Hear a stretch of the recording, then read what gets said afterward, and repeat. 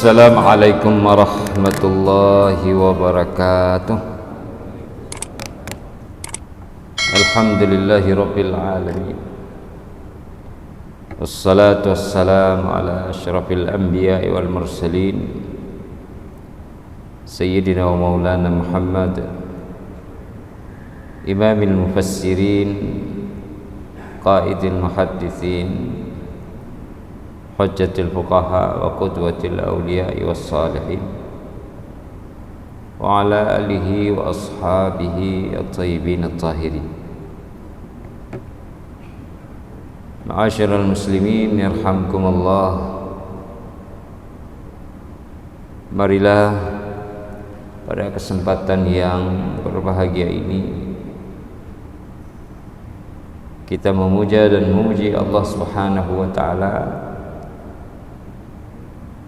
atas berbagai limpahan nikmat dan karunia kepada kita semua. Nikmat iman yang diberikan oleh Allah disisipkan ke dalam hati dan ditebarkan ke dalam pikiran dan seluruh raga kita. Diberikan kepada kita inayah dan taufik sehingga bisa tetap tunduk di dalam menjalankan perintah dan meninggalkan larangan-larangan Allah Subhanahu wa taala. Salawat dan salam pada junjungan alam Nabi besar Muhammad sallallahu alaihi wasallam, al dan sahabat sekalian. Mudah-mudahan dengan berselawat kepada Nabi, keluarga dan para sahabat Nabi, kita mendapatkan banyak keutamaan dan kelebihan di sisi Allah Subhanahu wa taala. Sidang jamaah yang dirahmati Allah,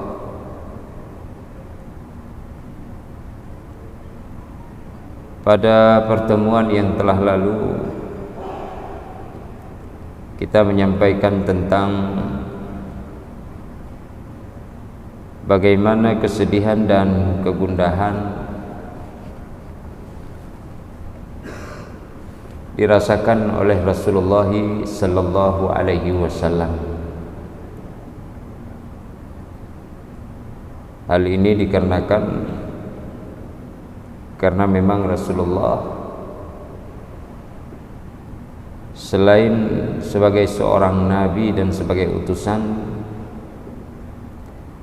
juga beliau sallallahu alaihi wasallam sebagai manusia biasa yang bisa lapar, bisa kenyang, tumbuh dan berkembang secara fisik, kemudian juga terkolaborasi di dalam perkembangan masa dan waktu, ya, tumbuh menjadi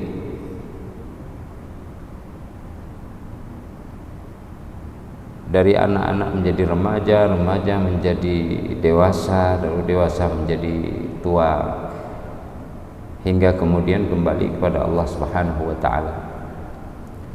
Nah, begitu juga ketika dalam perjalanan menuju ke Makkah Al-Mukarramah dalam melaksanakan ibadah haji dan umrah, Rasulullah juga merasakan penderitaan, keletihan, rasa capek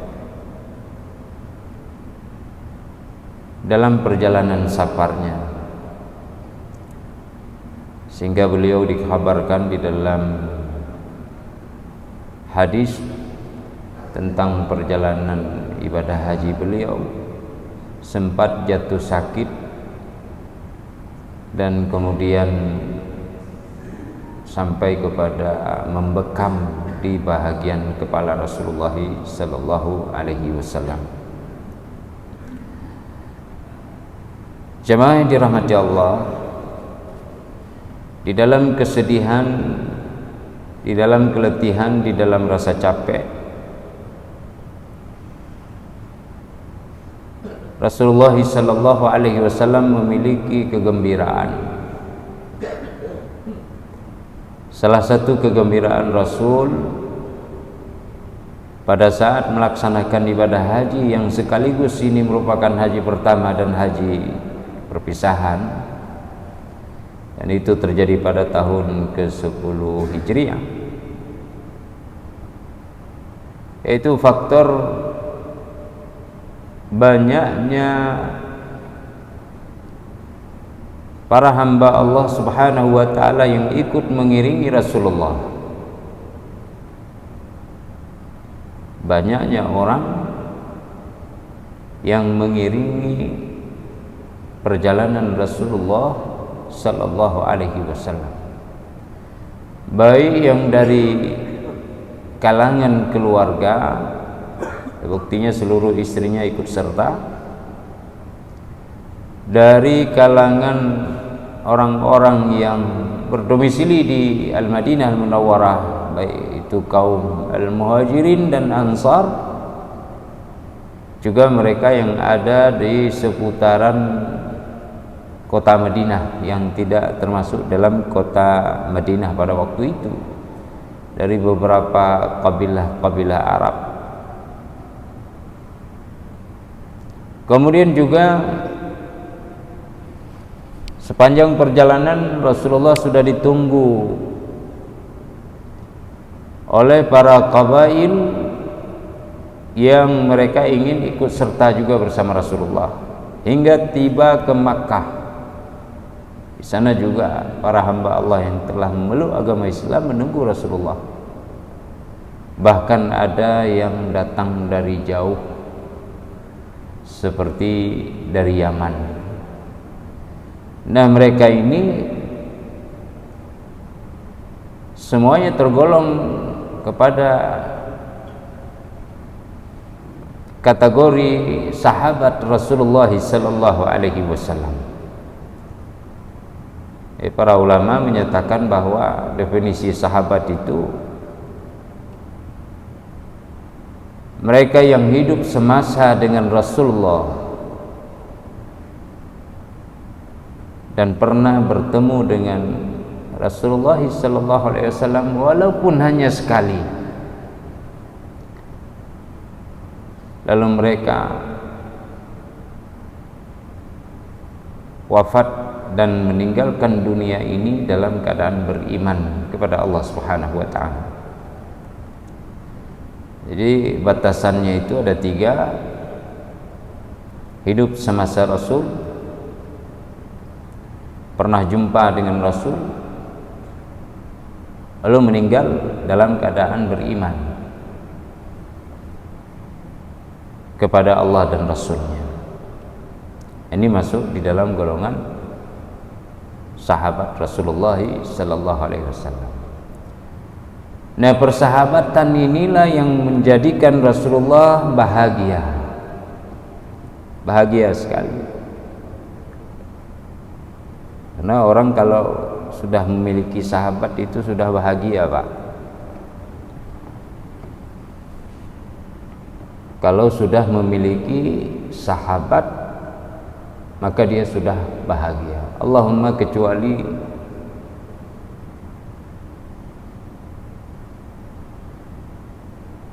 Zat yang maha sempurna yang tidak mengambil sahabat dalam pengertian tidak beristri,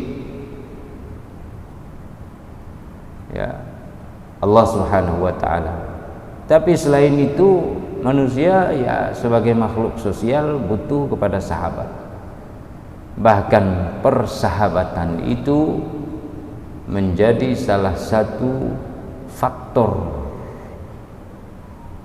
bahkan hingga kepada prinsip untuk bisa sampai kepada Allah Subhanahu wa ta'ala. Jadi dalam perjalanan spiritual, persahabatan itu adalah salah satu yang menjadi prinsip sampainya seseorang kepada Allah Subhanahu wa ta'ala. Loh, kok bisa seperti itu? Iya, karena ilmu itu diterima secara turun-temurun. Ada bimbingan, ada pendampingan, ada sanadnya. Ada sanadnya.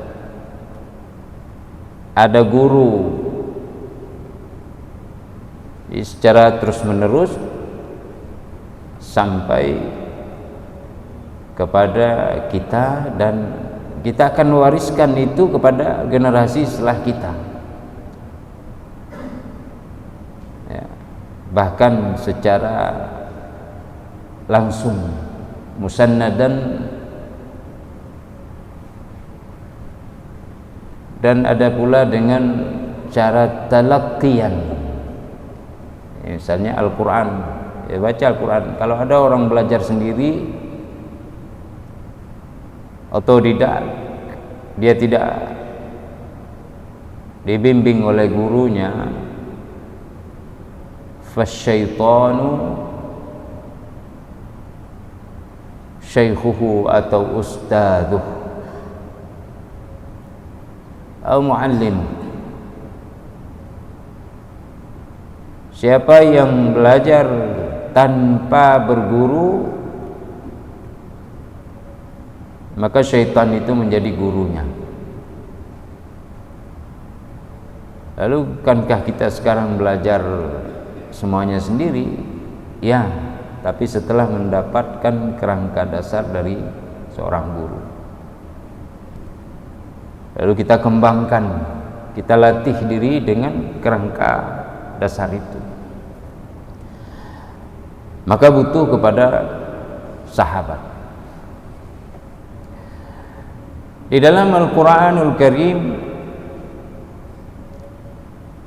kata sahabat itu disebutkan lebih dari 80 kali, 89 kali malah.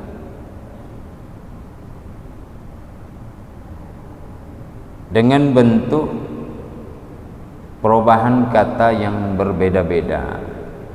Ada sahib, ada sahibatan, ada sahibuhu,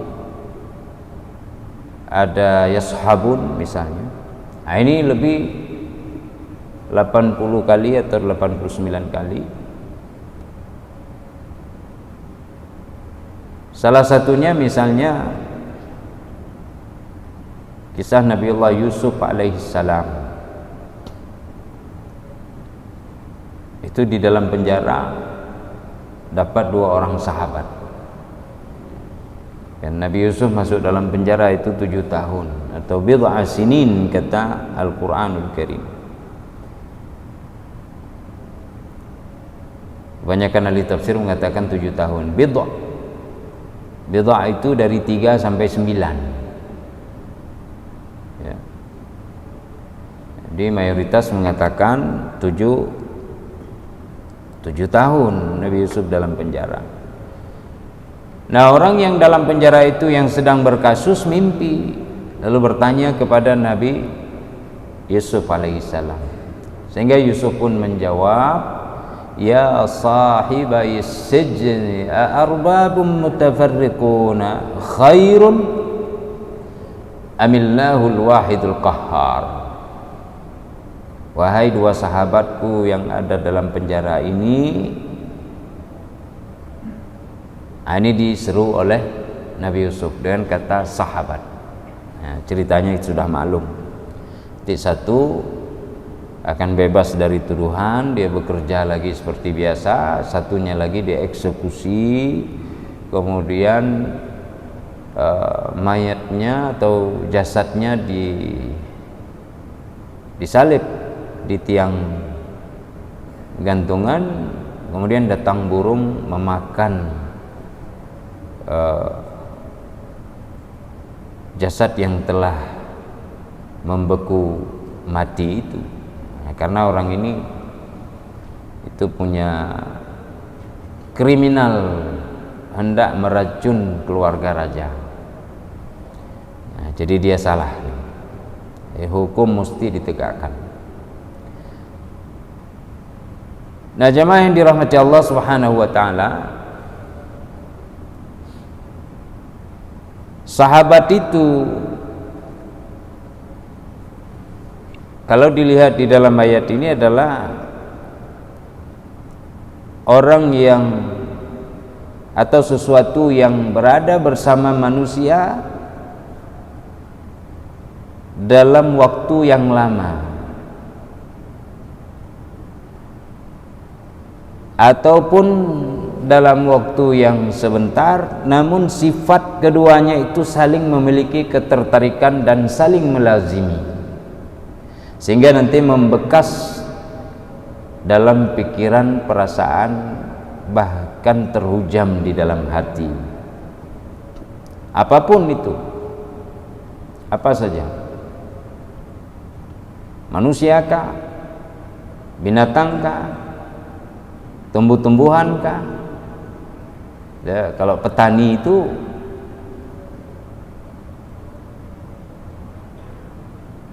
dia kerjanya cuma suka melihat-lihat tanaman, sehari saja dia berpisah dengan tanaman, maka pikirannya menjadi resah. Kebahagiaannya itu ada di sekitar tanaman. Nah, ini sahabat daripada tanaman. Ada seorang kakek dari Mamuju, Pulau Sulawesi sana, di pesawat bangun gelisah. Dia minta turun. Ini haji kali ini nih. Lalu ditenangkan oleh pramugari, "Pak, duduk, Pak." Tapi karena tak bisa berkomunikasi dengan bahasa Arab atau bahasa Inggris, lalu diminta terjemahkan. Apa yang merisaukan? "Enggak, saya mau turun," katanya. "Apa yang membuat Bapak ingin turun?" "Saya teringat ayam-ayam saya yang belum saya kasih pakan, belum saya kasih makan." Ada lagi sebahagiannya yang teringat, "Oh ya, pisang belum dipotong di belakang, sudah tua, nanti dimakan musang." Ya.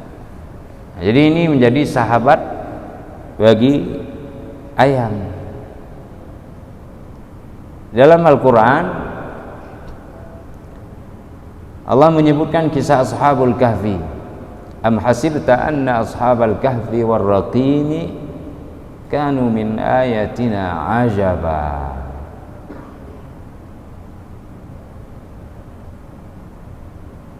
Siapa Ashabul Kahfi itu? Para pemuda-pemuda tangguh yang melakukan penyelamatan iman dengan pengungsian ke dalam gua sehingga tertidur menjadi 300 tahun ataupun 309 tahun. Berapa orang mereka itu? Dalam ayat disebut, nanti yang terpilih kata ahli tafsir adalah 7 orang, yang ke-8-nya adalah seekor anjing. Ya. Jadi wa kalbuhum basitun dhira'aihi bil wasid wa iz i'tazaltumuhum wa ma ya'buduna min dunillah fa'u ilal kahfi yanshur lakum rabbukum min rahmatihi wa yuhayyi' lakum min amrikum mirfaqa. Ya, wa tarshamsa idza tala'at tazawaru an kahfihim zatal yamini wa idza gharabat taqriduhum zatas shimal wa hum fi fajwatin minhu dzalika min ayatillah may yahdillahu fahuwal muhtad wa may yudlil falan tajida lahu waliyyan mursyida. Wa tahsabuhum ayqadha, kamu mengira mereka dalam keadaan sadar, terbangun, ya, hidup. Wahum ruqud, sementara mereka tertidur. Wa kalbuhum basitun dhira'aihi bil wasid, anjing mereka itu di depan gua menjulurkan kakinya juga tertidur. Jadi ada 7, 8-nya ada anjing. Karena sebelumnya ada yang mengatakan saya qulu nazalatun rabi'uhum kalbuhum, 3 yang keempat anjing, atau khamsatun wa sadisuhum kalbuhum rajman bil ghaib, tapi itu nebak-nebak saja. Jadi Allah yang tahu. Ini persahabatan, ada anjing ya. Lalu bersahabat dengan gua, tempat ashabul kahfi, ashabu Madian. Jadi nama suatu tempat yang sebelumnya dinisbahkan kepada seseorang yang menjadi tokoh besar dari kabilah itu. Ashabul Aikah, karena tinggal di tempat itu. Jadi orang yang melazimi sesuatu dalam waktu yang relatif panjang, ataupun dia sebentar tapi hatinya tergetar dengan apa yang dia bersahabat itu. Sahabat Rasul itu sebentar jumpa tapi terus pikirannya bersama Rasul ya. Kita cuma tidak jumpa saja ya, maka kata Rasulullah, kita itu saudaranya. Seandainya kita jumpa sekali saja, maka akan disebut sahabat. Kita rindu kepada Rasul, sudah dapat, tapi cuma tidak jumpa saja. Kemudian juga apabila suatu urusan diserahkan kepadanya dan dia smart, pintar dalam mengurus suatu hal, maka disebut juga sebagai sahibul amr ya, sahibul amr. Dalam Al-Quran itu dapat tuh, wa ma ja'alna ashaban nari illa malaikah wa ma ja'alna iddatahum illa fitnatan lil ladina, dan seterusnya di akhir ayat.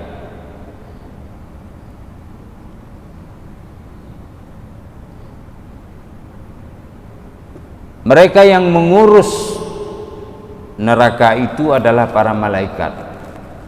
Jumlah mereka ada 19 orang. Ini apakah jumlah pemimpinnya yang berada di bawah sebutan Malik Zabaniyah? Kemudian setiap pemimpin ini punya pasukan yang cukup banyak. Jadi 19 ya. Alaiha 19, ada 19. Nanti kenapa harus 19? Ini fitnah, ujian. Orang Islam, orang kafir, orang munafik, dan ahlul kitab, ini semua ujian, sehingga ada perdebatan. Tapi kita bukan membahas itu. Kita bahas adalah persahabatan yang membuat Rasulullah bangga dengan nilai persahabatan dalam perjalanan haji. Sehingga orang yang menempati suatu tempat yang lama dan menjadi pemilik tempat itu disebut dengan sahabat. Contohnya mana? Ashabul jannah. Cuman terjemahnya bukan sahabat surga, tapi penghuni surga. Wa ashabun nar ya, la yastawi ashabun nari wa ashabul jannah. Ashabul jannati humul faizun. Tak sama penghuni atau penduduk neraka dengan penduduk surga. Penduduk surga itulah yang mendapatkan kejayaan. Kalau mau lama-lama di neraka, ya jadi sahabat neraka dari sekarang tuh. Tinggal pilih saja. Sidang jemaah yang dirahmati Allah, seorang suami menjadi sahabat bagi istrinya, dan itu sangat melegakan. Seorang istri menjadi sahabat bagi sang suami, itu membahagiakan. Hati mereka menyatu, pikiran mereka bersatu. Perasaan mereka membatu dan tercampur di dalam air khulud. Ketika dekat semakin rapat, menjauh rindu akan menyapa hati mereka. Dapat berita itu menjadi sumber kebahagiaan. Persahabatan. Ada persahabatan antara anak dengan ayah, ayah dengan anak, dan seterusnya, dan itu panjang. Ada persahabatan di antara masyarakatnya. Tapi hati-hati, sesuatu yang membahagiakan dalam kehidupan manusia dari aspek persahabatan ini akan melahirkan kesedihan,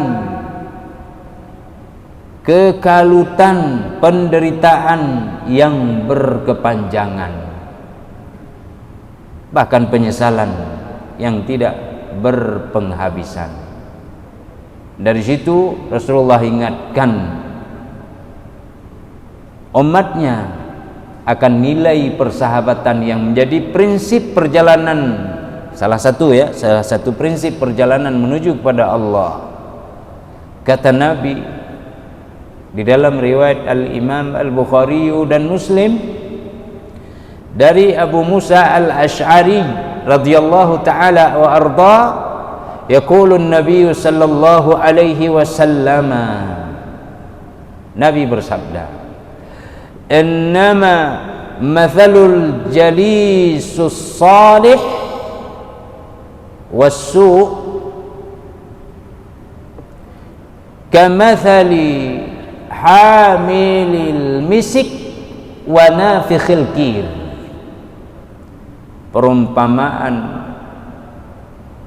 orang yang bersahabat dengan seseorang yang memiliki perilaku keji, perumpamaan persahabatan dengan orang-orang yang baik dan persahabatan dengan orang-orang yang keji ibarat engkau berteman dengan penjual minyak wangi dan tukang las besi. Amma hamilul misik ya imma an yuhdhiyaka au an tabta'a minhu au an tajida minhu rihan thayyibah. Rasulullah bilang begitu. Kalau engkau mendatangi penjual minyak wangi itu, ya boleh jadi engkau akan diberikan minyak wanginya dengan cuma-cuma tuh.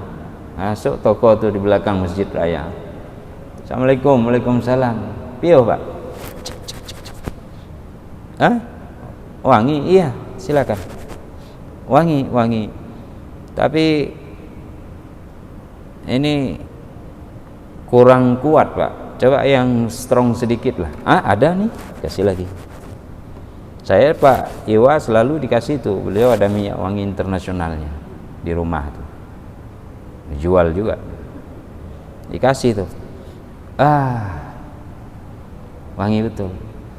Ini strong kali ini Pak, tolong cek ya, soft sedikit saja tapi agak apa gitu ya. Kasih, ada nih, soft betul, strongnya ada sedikit tapi kurang elegan. Coba yang elegan, kasih lain. Ya. Tapi kayaknya sebulan yang lalu saya beli di sini mereknya ini loh. Oh ya, ada betul-betul. Tapi ini sudah habis barang. Insya Allah 3 hari masuk. Yalah, kalau ada itu nanti baru saya ambil. Ini tidak jadi. Tidak apa-apa, silakan Pak. Dapat, kita tidak marah-marah dia. Habis semua botol dites-tes sama kita. Tidak marah. Dapat minyak wangi, dia kasih. Bahkan ada nih Pak, bawa pulang walaupun kecil dapat.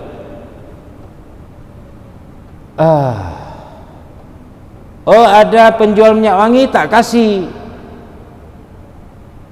Dalam etalase semua, tapi branded punya barang tuh. Masuk, buka berarti beli. Ya, ambil beli, tapi tidak ada tipu-tipu tuh. Kita membeli, imma an yuhdhiyaka au an tabta'a minhu, kamu boleh, kalau tidak dikasih kamu bisa beli.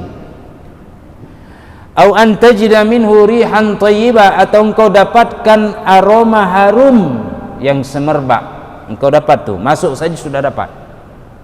Jadi kalau kita panas misalnya udara di luar, sumpek karena macetnya suasana kota, polusi udara, ya, kemudian ya berbagai macam problematika hidup di suatu kota yang metropolitan misalnya, letih kita, masuk saja ke toko minyak wangi, nikmati sebentar aromanya, lalu keluar lagi, relaksasi akan muncul walaupun tidak beli. Itu penting sekali. Masuk sebentar, nyaman. Bapak silahkan Pak, coba dulu. Enggak, saya mau cium aja di sini. Enggak marah, dia silahkan Pak. Tersenyum penjual minyak wangi itu. Kita keluar lagi. Au an tajida minhu rihan thayyibah, ini yang ketiga kata Rasulullah. Berarti engkau tidak diberi, tidak membeli, tapi dapat aromanya. Sementara bersahabat dengan orang-orang yang buruk perangainya, keji perbuatannya, pikirannya itu nyeleneh terus, bahasanya selalu bahasa yang kotor, mencela, mencaci, mengeluh, lalu suka menilai orang lain, selalu dia banding-banding, memuji pada saat tidak perlu dipuji, ya, memarahi padahal kita hanya sekali tergelincir dan silap. Ini orang-orang yang seperti ini yang menjadi sahabat akan menderita kita. Kata Nabi, seperti bersahabat dengan tukang las besi, imma an yuhrika thiyabaka wa imma an tajida minhu rihan muntinah. Ya, bersahabat dengan tukang las, ya kalau tidak dibakar pakaianmu, ya engkau sudah pasti mendapatkan aroma anyir dari besi itu, menusuk betul. Tinggal sampai ke rumah, kata istri, Pak ni dah nilai wajah behat, aneh hat beron. Itu dia. Jadi sidang jamaah yang dirahmati Allah, Rasul ingatkan. Karena itu ulama mengatakan, la tashab man la yunhiduka haluhu wa la yadulluka ala Allahi maqaluhu. Jangan bersahabat dengan orang yang keadaannya tidak menggerakkanmu, serta narasi-narasi dan ucapannya tidak menunjukkanmu kepada Allah Subhanahu wa ta'ala. Rasulullah mengatakan, Al-mar'u ala dini khalilih. Seseorang keberagamaannya itu diukur kepada siapa teman dan sahabatnya. Falyanzur ahadukum biman yukhalilu. Maka hendaklah engkau melihat, salah satu dari kalian melihat siapa teman yang harus dia jadikan sebagai sahabat. Nah, dunia sedang berada di fitnah atau di ujung masa yang penuh dengan fitnah. Maka hati-hati, boleh jadi ini ujung masa habisnya fitnah atau ujung fitnah, tergantung kepada kita dalam memilih. Di rumah kita pilih bagi anak-anak kita, jodohnya sebagai sahabat harus selektif mungkin, kita kasih penerangan. Kita berbesan juga demikian, bahkan sampai kepada memilih seorang pemimpin yang nanti kita serahkan urusannya sebagaimana Allah pilih malaikat diserahkan urusan neraka dan surga kepada mereka. Kita pun juga demikian, karena jika kita keliru dalam memilih, maka itu menjadi bencana dan fitnah bagi kita. Idza wusidal amru ila ghairi ahlihi fantadhiris sa'ah, kata Rasulullah. Kalau diserahkan urusan kepada yang bukan biangnya, bukan kepada ahlinya, tidak profesional dan tidak proporsional, maka tunggu waktunya. Kehancuran tentu, bencana, malapetaka, dan itu akan membuat kita semua sedih dan gelisah. Karena itu hati-hati.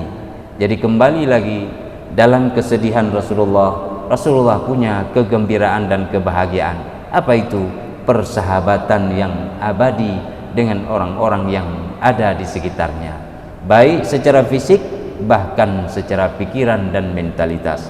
Semoga bermanfaat. Hadanallahu wa iyyakum ajmain. Wassalamualaikum warahmatullahi wabarakatuh.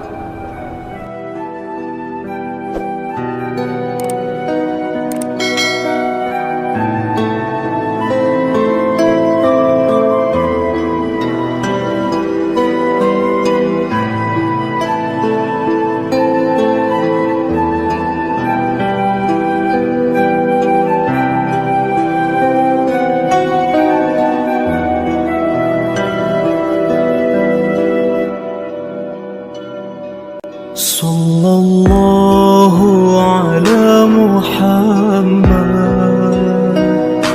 sallallahu alaihi wasallam, sallallahu ala Muhammad, sallallahu alaihi wasallam, sallallahu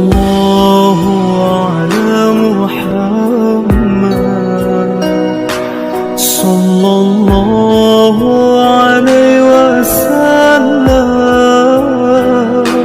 sallallahu ala Muhammad, sallallahu alaihi wasallam. Anta syamsun, anta badrun, anta nurun fawqa nuri. Anta syamsun, anta badrun, anta nurun fawqa nuri. Anta iksir